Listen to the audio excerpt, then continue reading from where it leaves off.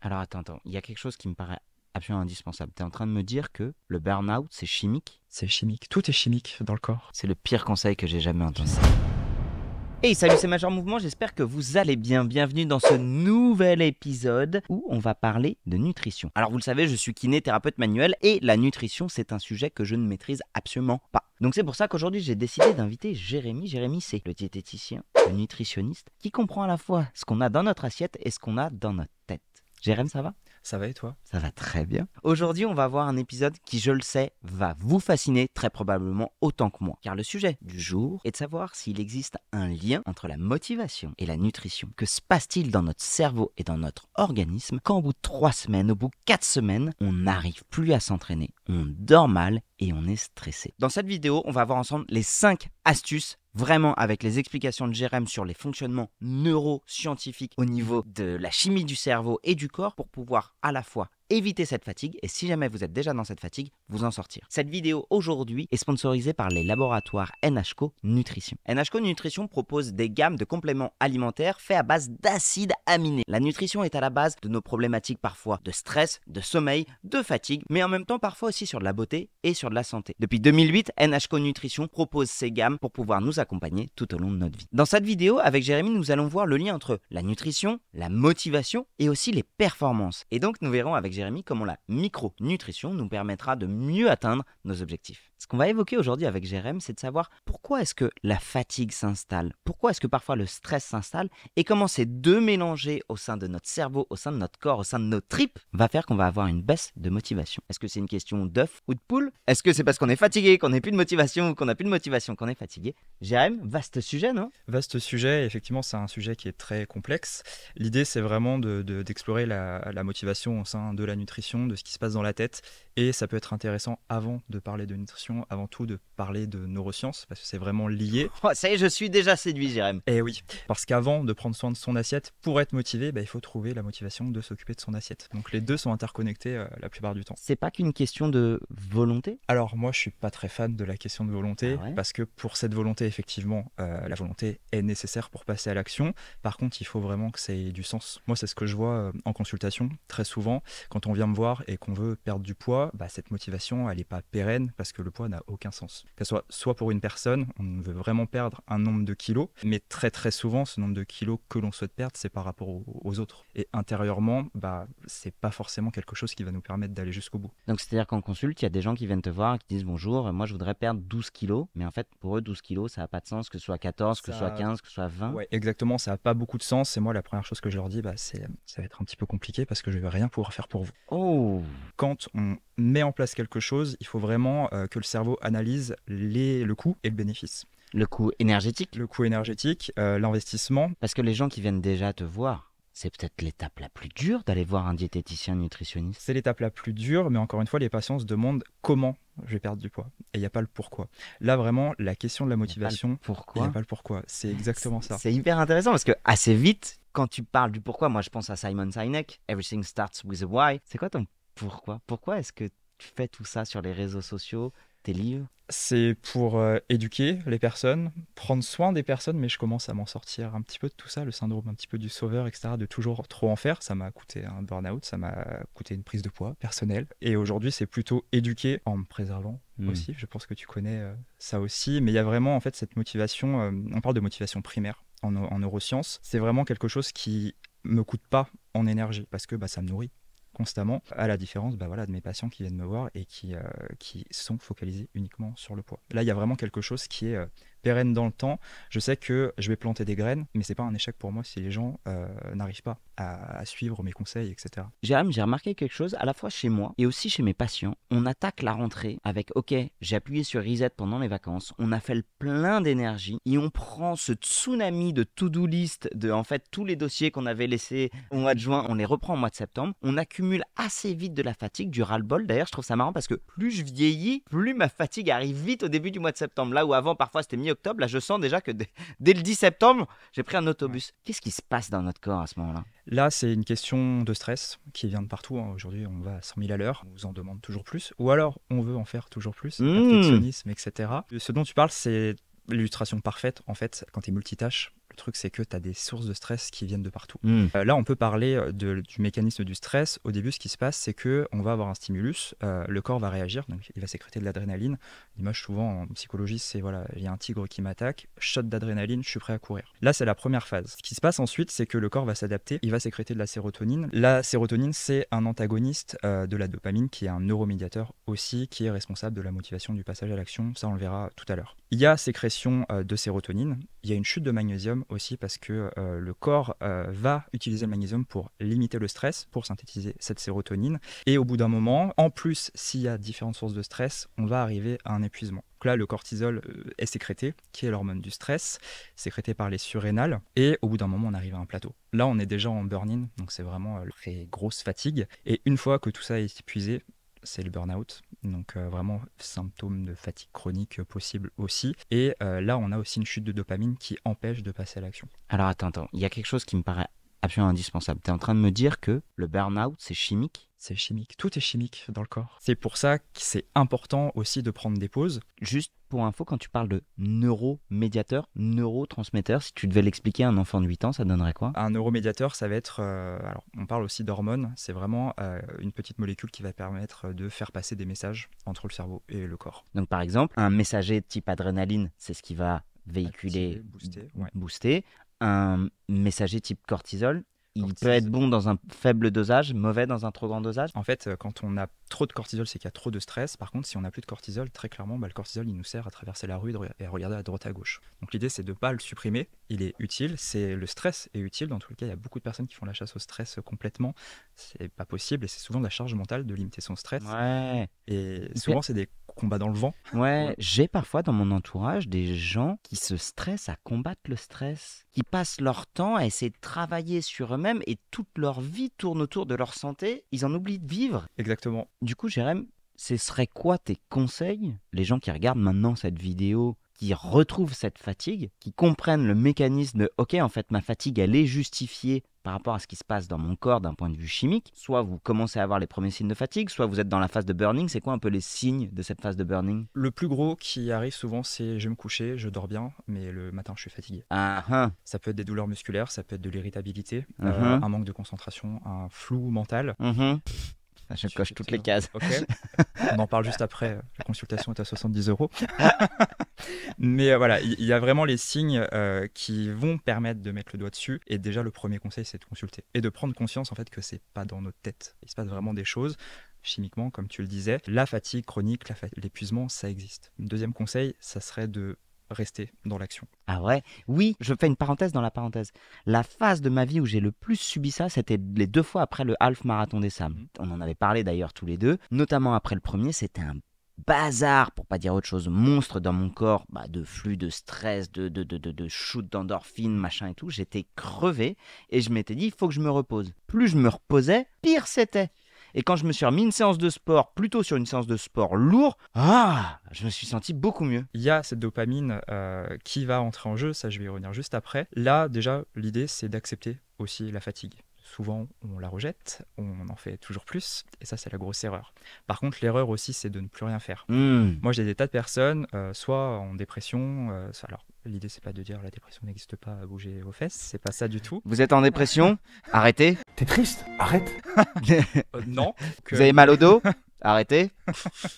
Donc l'idée c'est vraiment de rester en action mais pas de trop en faire. Je pense au sport, tu parlais de faire cette pause etc. Elle est nécessaire, cette récupération, pour permettre au corps de se remettre en place tout simplement. Mais par contre le risque c'est d'habituer ton corps à ne plus sécréter toutes ces hormones. Moi c'est ce que je vois quand j'ai des patients qui sont extrêmement fatigués. Je suis fatigué donc je cuisine pas.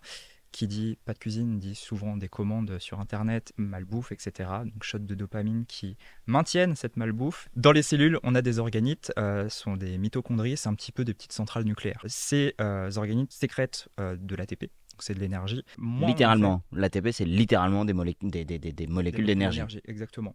Et ce qui se passe quand on ne fait plus rien, c'est qu'on dit au corps de ne plus les sécréter. Enfin, moi, quand je suis en vacances, ça se ressent tout de suite. Moins j'en fais, moins j'ai envie. Ouais, moi aussi, j'ai clairement ça. Souvent, quand j'arrive sur mes 3 premiers jours de vacances, j'ai envie de faire toutes les activités, de bouger, machin et tout. Et au bout de 3 jours, je prends le rythme des vacances. Je finis par faire des nuits, alors moins avec les enfants, mais maintenant qu'ils sont un peu plus grands, des nuits de 10 heures, 12 heures, je suis claqué et j'aime pas trop ça parce que j'ai l'impression de pas profiter de mes vacances, mais en même temps que je dois me reposer. Donc finalement, c'est une fois de plus une question d'équilibre. Tout à l'heure, tu as parlé de dopamine, on en reviendra une fois de plus tard dans le podcast, mais tu me dis que l'action permet une sécrétion de dopamine.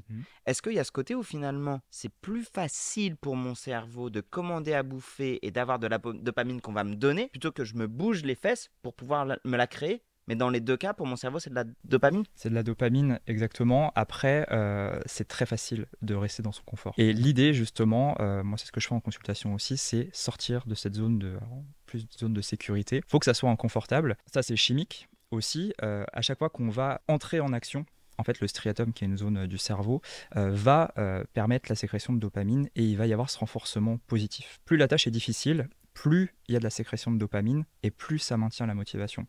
Encore une fois, point trop d'infos, parce que quand on s'épuise, c'est problématique. C'est pour ça que c'est important de trouver le curseur. Mais l'idée, c'est vraiment de passer à l'action et vraiment d'y aller par étapes. Moi, je me suis mis à la salle de sport, par exemple. Si je me disais, voilà, soulevé de terre, je fais 160 kg. 160 kg au soulevé de terre, solide? Ouais, mais j'y suis pas encore, pour le coup. Donc, je m'entraîne pour... j'en suis à 80.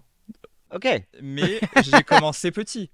Oui, non, mais c'est très bien, c'est très bien. Donc l'idée, c'est vraiment de commencer petit et de se féliciter à chaque fois. Bien sûr, donc c'est ton objectif, 160 kilos. Alors parfois, c'était un exemple pour le coup, mais l'idée à retenir, c'était vraiment... T'as vu ma vidéo sur ma course à 150 kilos au deadlift? Non, pas encore. Tu pourras la regarder, elle est trop bien. Et je vous encourage à la regarder, je vous la mets juste là si vous ne l'avez pas vue. Allez, ça monte, ça monte, ça monte, ça monte, ça monte, ça monte, ça monte, ça monte. Ok, ça passe.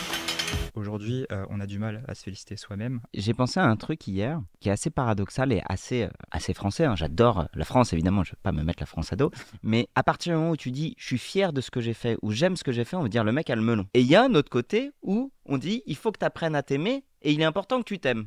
Donc en fait, il y a ce paradoxe dans lequel en fait, tu ne peux être ni d'un côté ni de l'autre. Soit tu te détestes, on va te dire mais non, te déteste pas, c'est génial ce que tu fais. Soit tu vas te dire bah en fait j'adore ce que je fais, je suis vraiment génial. Dire ça va, dégonfle un peu. Si on doit trouver notre valeur entre je ne m'aime pas et je m'aime, et qu'en fait ça c'est conditionné par le regard des autres. Je ne m'aime pas, mais j'ai le regard des autres qui va faire que je m'aime, ou je m'aime trop, j'ai le regard des autres qui va faire que je m'aime au juste niveau. Si on enlève le regard des autres, ça sort de l'équation mathématique et juste je suis capable de m'aimer pour ce que je suis capable de pas aimer certains versants chez moi, je suis capable d'adorer certains versants chez moi, et c'est ok en fait. Et à partir du moment où j'apprends cette multitude de facettes de quoi je suis fait, bah, j'ai le droit d'aimer, de ne pas aimer ce que je fais et qui je suis. Et ça, c'est souvent quelque chose que je travaille en consultation et qui est nécessaire aussi de travailler en psychothérapie. Vraiment l'estime de soi, la confiance en soi, vraiment cultiver le « je suis fier de moi parce que j'ai fait telle chose ». Ça, c'est des études qui le montrent aussi, plus on se félicite, donc ça c'est pareil, c'est un renforcement, ça va sécréter de la dopamine tout simplement, et ça va pousser à maintenir l'effort et pourquoi pas en faire plus. Pour revenir un peu à ce mois de septembre qui peut être touchy, tes conseils finalement, si je résume, ce serait numéro 1, accepter la fatigue comme étant présente. Numéro 2, consulter. Numéro 3, dans les consultations, ce serait ok, cette fatigue est présente, je ne vais pas ni complètement être dans le déni et continuer ce que j'étais en train de faire, ni complètement tout arrêter. Je vais continuer personnellement de passer à l'action pour reprendre la main sur la sécrétion de dopamine. Exactement. Ensuite de ça, m'auto-féliciter.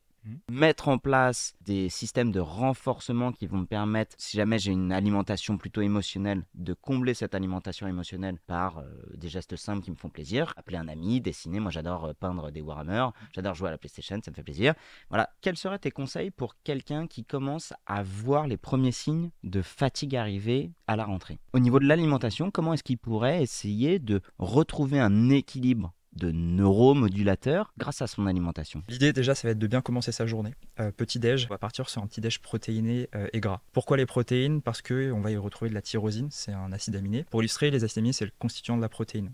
Protéine, c'est un mur, les petites briques, c'est les acides aminés. L'idée, c'est d'apporter, par exemple, du fromage, des œufs, des produits laitiers. Là, on va avoir de la tyrosine qui va pouvoir se transformer en dopamine après. Donc là, on fait des stocks. Pourquoi le gras? Parce que ça va favoriser la sécrétion de dopamine. Quel gras? J'imagine que c'est pas un croissant ou une chocolatine. Ouais, c'est vrai.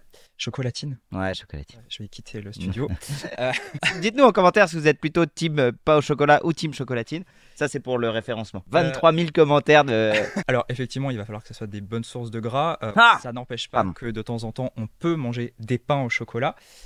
Mais l'idée, ça va être d'avoir des sources de graisses végétales. Pourquoi pas donc des beurres de halagéneux, donc cacahuètes, amandes, noix de cajou, etc. Ça peut être aussi de l'huile pour faire des œufs. Par exemple, le gras qui est dans le jaune d'œuf. On va aussi ajouter les protéines, donc tout ce qui est, ça peut être du jambon, des œufs, ça peut être des petits suisses, du skyr, etc. Par contre, on n'oublie pas les glucides. Ça, c'est la source principale d'énergie, donc ça, c'est pas à oublier. Donc ça peut être du pain, voilà, toutes ces choses-là, des flocons d'avoine pour être très cliché nutrition. Vraiment bon petit déj. L'idée aussi, c'est de s'activer, toujours rester un petit peu en mouvement. Il y a un truc qui est fatal pour la fatigue, c'est de repousser son réveil. Ah bon? Donc l'idée, c'est vraiment d'arrêter. Alors, je m'en fous, non, on arrête, on coupe.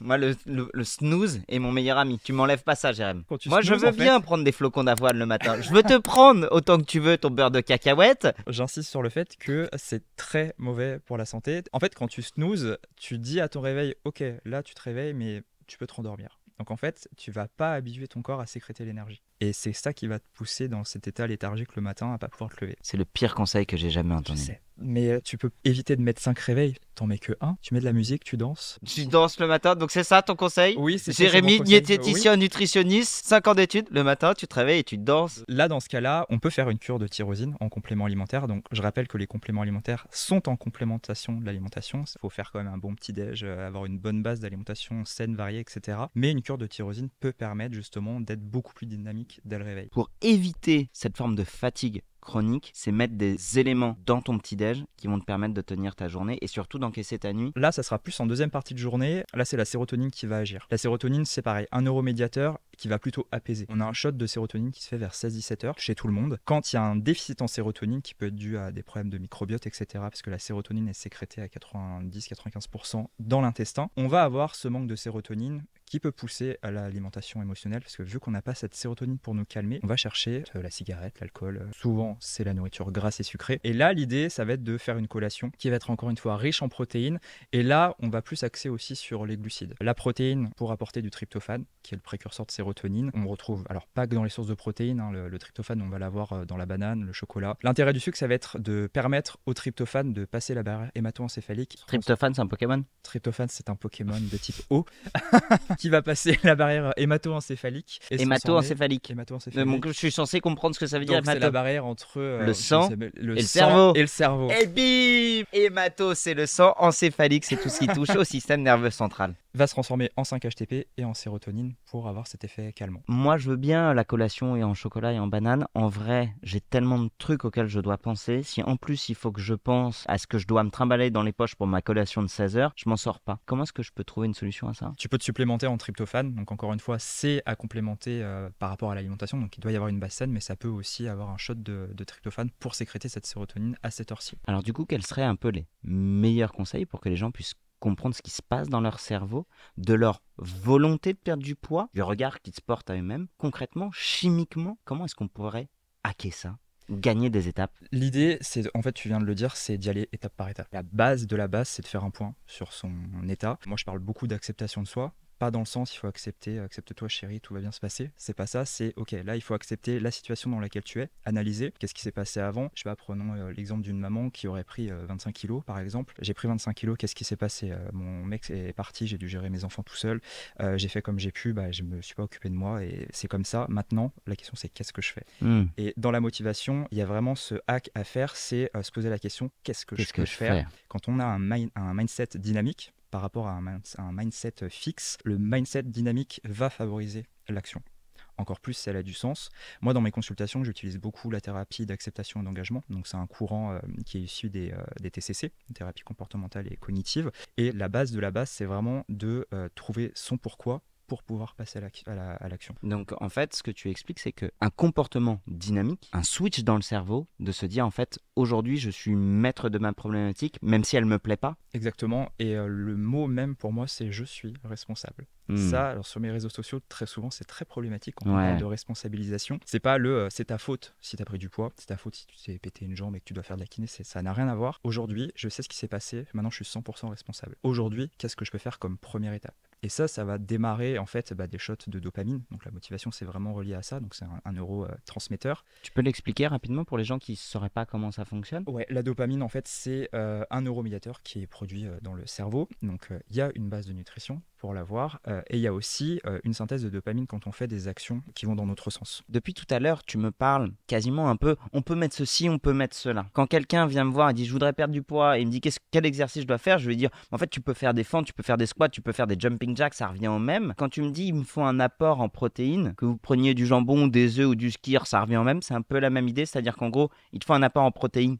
Point, quel que soit le type d'apport, ça reviendrait au même? Le tryptophane et la tyrosine, on la retrouve à peu près dans toutes les protéines. Après, il y a quand même des aliments qui vont en être source de façon un peu plus élevée. Après, honnêtement, si on a un taux de protéines qui est suffisant, donc en général, on parle de 0,8 jusqu'à 1,2 g par kilo de poids par jour. En général, on a les apports qui suffisent. Et si jamais on est sportif, on peut monter jusqu'à 1,6 g rien que pour maintenir la masse musculaire. Et là, on est sûr d'avoir les apports nécessaires. Ça, c'est sur la partie nutrition. Donc, un bon petit-déj et une collation qui fasse sens justement pour compléter cette dopamine saine et compléter cette sérotonine saine. Au niveau des actions qu'on peut faire, qu'est-ce que tu conseillerais? Du coup, l'idée, c'est aussi de bouger. Lutter déjà contre la sédentarité, pas que pour le moral.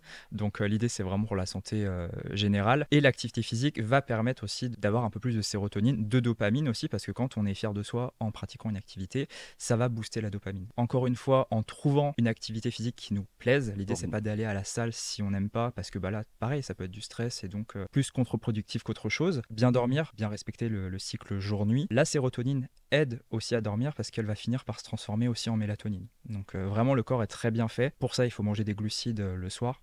J'ai parlé du petit déjeuner. Je rigole pas.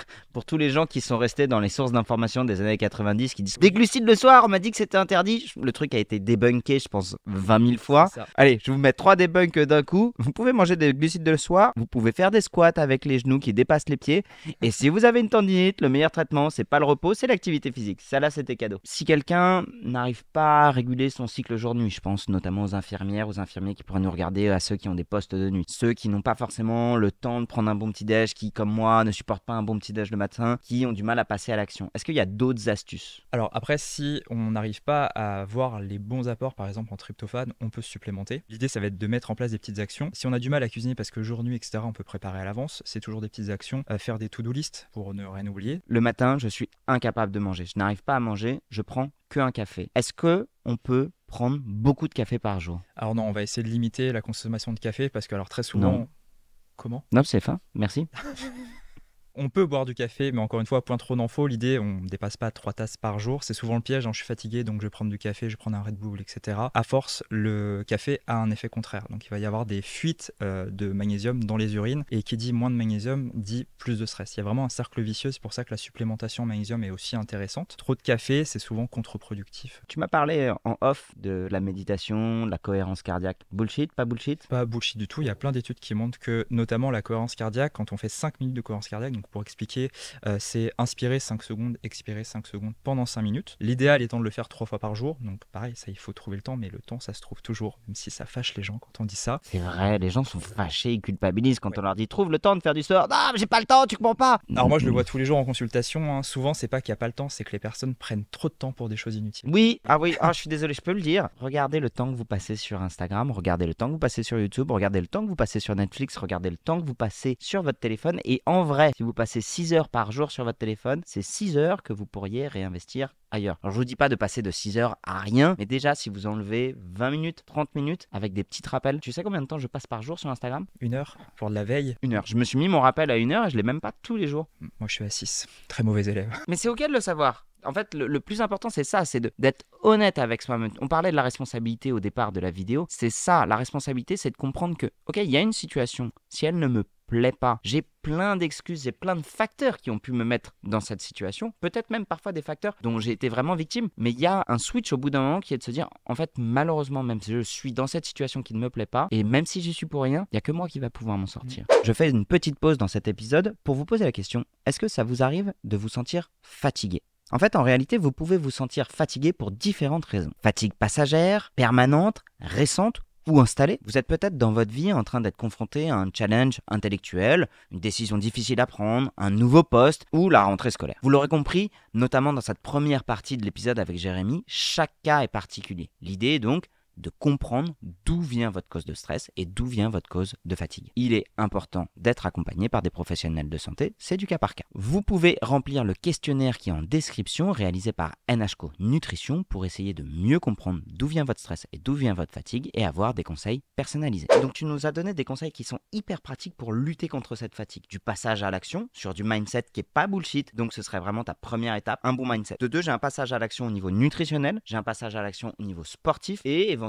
plutôt sur du côté repos. Quel serait le rôle de la dopamine dans ma fatigue? On l'a vu, le stress, on l'a un peu deviné, mais aussi dans mes performances intellectuelles, mes performances sportives, dans ce côté un peu brumeux que tu m'as évoqué tout à l'heure sur cette phase de burning. Comment est-ce que je peux essayer de mieux contrôler ça? Est-ce que c'est le mot contrôler? La dopamine, c'est le point de départ de l'action. C'est vraiment la source de motivation. Je traite des patients qui souffrent d'anorexie. La dopamine, elle est indispensable, par exemple, dans la recherche de nourriture. C'est vraiment le truc de la survie. Si les personnes prennent l'habitude de ne plus aller rechercher la nourriture, c'est la mort, etc. Donc pas l'idée, cool. Pas cool. Donc l'idée, c'est vraiment de stimuler cette dopamine et encore une fois, la seule action possible hormis la nutrition. Donc c'est vraiment passer à l'action constamment pour favoriser toujours plus de sécrétion de dopamine, mais qui va être intéressante. C'est-à-dire que si je passe ma vie devant les réseaux, si je passe ma vie devant la télé, en imaginant ma vie, en regardant un film, etc., en fait, il ne se passe rien. Exactement. Et pourtant, ça sécrète de la dopamine. Là, quand je suis en train de scroller en éternité, et ce qui fait que je suis bloqué devant mon écran, c'est que j'ai un shoot de dopamine. Il y a un shot de dopamine, mais qui est immobilisant parce qu'en fait, c'est pas nous qui passons à l'action. On coupe le téléphone. Encore une fois, ça peut être bien de mettre des timers. Les réseaux sociaux, j'arrête pour aujourd'hui. Et qu'est-ce que je peux faire comme micro-pas pour moi? L'idée, ça va être de stimuler de la bonne dopamine, donc vraiment avoir ce côté plaisir. Moi, dans ma pratique, ce que je vais conseiller déjà, c'est de faire des plats colorés, des plats qui ont du goût, vraiment installer un cadre qui est plaisant. Les personnes qui vont, par exemple, manger au travail devant les mails, dopamine, c'est pas ouf. Et les conséquences, moi, que je vois très souvent, qu'est-ce qui va se passer? J'ai pas pris de plaisir pendant mon repas, du coup, je vais m'acheter un cookie, shot de dopamine un peu négatif, et là, ça va être compliqué. Donc en fait, c'est tout bête ce que tu évoques, mais si on fait les choses, pareil pour la pratique sportive ou pour la bouffe, pour le faire parce que c'est bien, mais qu'on n'y prend pas de plaisir. Comme on n'y prend pas de plaisir, ça sécrète pas de dopamine. Du coup, comme ça sécrète pas de dopamine, on va pas être assidu dans notre pratique et on va chercher la dopamine ailleurs. C'est pour ça que moi, je travaille beaucoup en toute première consultation sur la source de motivation. Il faut vraiment que ça ait du sens. Si je me fais à manger pour perdre du poids, ça n'a aucun sens. Tu peux me donner un exemple concret? Parce que c'est vrai que c'est quelque chose que j'ai souvent, les gens me disent, moi, je prends aucun plaisir à faire du sport. Je prends aucun plaisir à cuisiner. C'est surtout se poser la question, pourquoi je devrais faire du sport? Quand c'est uniquement relié au poids, comme je disais au départ, ça n'a aucun sens parce que souvent, c'est le regard des autres. Par contre, moi, ce que je vais essayer de chercher avec mes patients, c'est qu'est-ce qui est important pour moi dans le fait de prendre soin de son corps, de son assiette, etc. On va retrouver déjà la santé. Ça peut être aussi la famille. Là, je pense à mes patientes qui souffrent de TCA, qui veulent pas les transmettre à leurs enfants. Donc là, c'est souvent la source principale de motivation. Je le fais pour mes enfants. C'est pas forcément l'idéal, la source de motivation primaire, ça devrait être nous-mêmes, mais c'est déjà très bien pour avancer. Il faut que ça soit des choses qui sont pérennes dans le temps. Quand c'est le poids, en fait, très souvent, c'est je veux perdre 15 kilos. Une fois que j'ai perdu mes 15 kilos, qu'est-ce que je fais? C'est que j'abandonne tout ce que je fais et finalement, je les reprends. Alors que la santé, en fait, on en prend soin toute sa vie et on va pouvoir se demander toute sa vie, je mange pas forcément très bien, je sais que ça peut avoir une incidence. Donc là, je vais essayer de rebondir sur une assiette plus équilibrée en faisant un petit pas. Là, je vais peut-être mettre des légumes un peu plus. Si j'ai la flemme pour le moment de faire des légumes, de les préparer, je vais acheter des surgelés. Premier pas, je suis fier de moi, j'ai mangé des légumes. Énergie pour préparer des légumes moi-même et là on va retrouver un équilibre et de l'action. Jérémy, j'entends tout à fait ce que tu me dis, je vais me faire un peu l'avocat du diable. Ok, merci, je veux avoir une assiette qui soit jolie, faut que je trouve le vrai grand pourquoi de qu'est-ce qui fait que ça me bloque quand j'ai pas envie de faire à bouffer, versus en vrai, il est 20h30, mon frigo il est à moitié vide, ou alors j'ai que des trucs où je sais que ça va me demander 45 minutes de faire à bouffer. Ces 45 minutes, je peux me mettre devant la télé et commander quelqu'un qui me l'amène. Qu'est-ce qui se passe dans mon cerveau à ce moment-là? Ce qui se passe dans le cerveau, c'est la facilité. En fait, tu as eu un renforcement positif de ouf, j'ai rien à faire, donc je me sens bien. Donc là, shot de dopamine qui au départ est fonctionnel, mais après, à moyen et long terme, des commandes systématiques. On est sur la junk food, donc 160% de dopamine sécrétée en plus, avec du gras, des graisses qui sont saturées, etc. Très souvent, c'est des produits qui sont pas de bonne qualité, c'est beaucoup de calories, beaucoup d'additifs, etc. Ça veut dire quoi, graisse saturée? Graisse saturée, c'est des graisses, ça sera un peu plus compliqué, mais c'est des graisses qui sont pas forcément très bonnes pour la santé en grosse quantité. En gros, c'est du mauvais gras? C'est pas du mauvais gras parce qu'il est utile, mais point trop d'infos non plus. Ok. Donc voilà, l'idée... Donc un peu mais pas trop pour faire Un simple. peu mais pas trop. Ok, super, on peut merci. léger les AGPI, oméga 3, etc. avec les huiles végétales. Huile végétale, c'est par exemple prendre une cuillère d'huile d'olive qu'on va mettre dans sa salade ou sur ses tomates. Exactement. Ok, super, merci. Exactement. Il va y avoir des shots de dopamine qui sont un peu plus négatifs. Donc, par exemple, avec la junk food, les produits qui sont très gras, on a remarqué avec des études qu'il y a 160% de sécrétion de dopamine en plus, qui va provoquer cette sensation de bien-être et qui va faire qu'on va y retourner. Et là, en fait, il y a un risque d'addiction. Pas forcément à la nourriture, c'est pas les mêmes systèmes, c'est plus comportemental pour la nourriture, c'est un système de renforcement, simplement.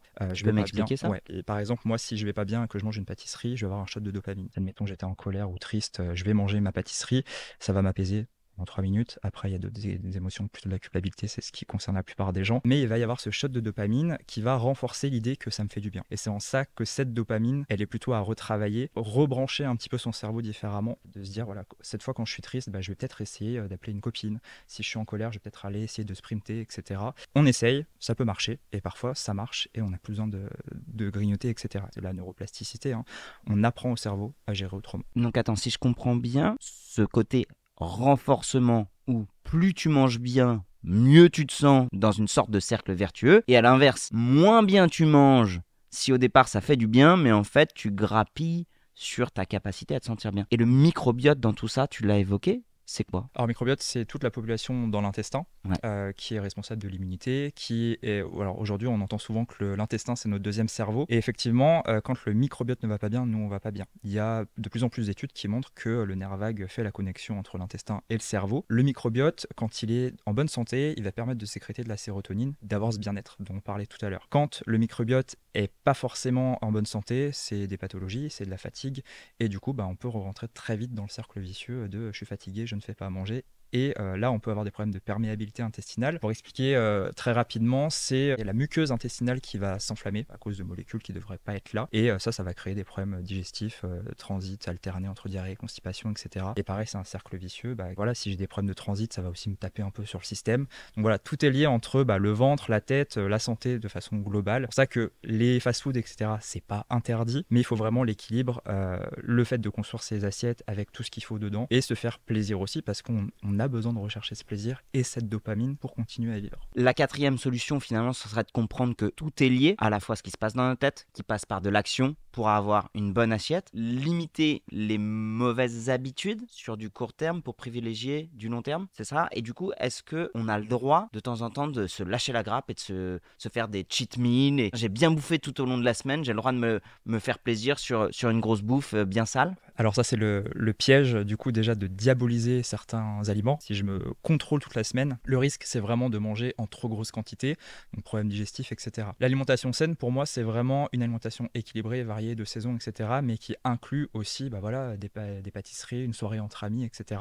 Ça, il n'y a vraiment pas de souci. C'est question d'équilibre, mais en aucun cas, l'idée, c'est de se dire, voilà, toute la semaine, je mange sainement, parce que là, c'est la porte ouverte à craquer fois 1000 sur les produits, culpabiliser, mauvaises émotions, etc. La culpabilisation, d'un point de vue neurochimique, qu'est-ce qui se passe? Toutes les émotions qui sont désagréables, c'est du stress, tout simplement. D'accord. Et ça rejoint un petit peu ce que je disais tout à l'heure. Donc ça va faire c'est une source de stress supplémentaire. Augmenter le cortisol et à terme pouvoir nous faire chuter. Exactement. Et devenir de manière chronique. Exactement. Donc ta cinquième clé, Jérém, ce serait finalement essayer de construire ça sur le long terme, éviter les excès dans un sens ou dans l'autre. Restriction, lâcher prise, restriction, lâcher prise. L'idée, c'est vraiment de trouver du plaisir dans chaque repas. Déjà, rien que le fait d'associer la junk food à du plaisir, ça dit un petit peu que l'alimentation équilibrée avec des légumes, etc., c'est déplaisant. L'idée, c'est vraiment de trouver du plaisir en cuisinant avec des matières grasses, des épices, etc. D'ailleurs, je fais une parenthèse. Moi, j'ai réappris à assaisonner les légumes et je prends vraiment parfois beaucoup de plaisir juste à bien manger des bons haricots, à bien manger des bonnes tomates, juste parce qu'elles sont bien assaisonnées. Exactement. Et l'idée, c'est vraiment ça. De toute façon, le goût participe aussi. Le goût, les odeurs stimulent aussi la dopamine avant même de manger. Pas que dans la bouffe. Alors, merci beaucoup d'avoir regardé cet épisode. J'espère qu'il vous aura plu. Je vais donc finir sur notre partenaire du jour, NHCO Nutrition. La micronutrition est un atout pour lutter contre la fatigue et vous aider à retrouver de l'énergie. Vous l'aurez compris, indissociable d'une alimentation saine et équilibrée et évidemment d'une activité physique régulière. L'accompagnement par un professionnel de santé est clé. Vous pouvez retrouver votre pharmacie partenaire NHCO Nutrition dans les liens qui se situent en description. Ça fait quoi de bien manger sur le le long terme? Sur le long terme, une alimentation équilibrée et variée, ça va vraiment permettre d'avoir un terrain qui est apte à sécréter les neuromédiateurs, etc. et avoir un équilibre nerveux et un équilibre physique aussi. Jérém, merci beaucoup. Si Merci jamais à les toi. gens veulent te retrouver, évidemment ta chaîne YouTube est en description. Je Ouais. mettrai aussi le lien de ton livre De la tête à l'assiette. De la aux tête à éditions l'assiette First. aux éditions First, où tu parles du lien entre la tête Et l'assiette. et l'assiette. Merci beaucoup Jérém, Merci c'était encore. passionnant. Si vous voulez en savoir plus, je vous invite à regarder cette vidéo que nous avions faite avec Léa, qui est pharmacienne. Et si vous voulez en savoir plus sur Jérém, je vous invite à vous abonner à sa chaîne YouTube. Allez, à la prochaine.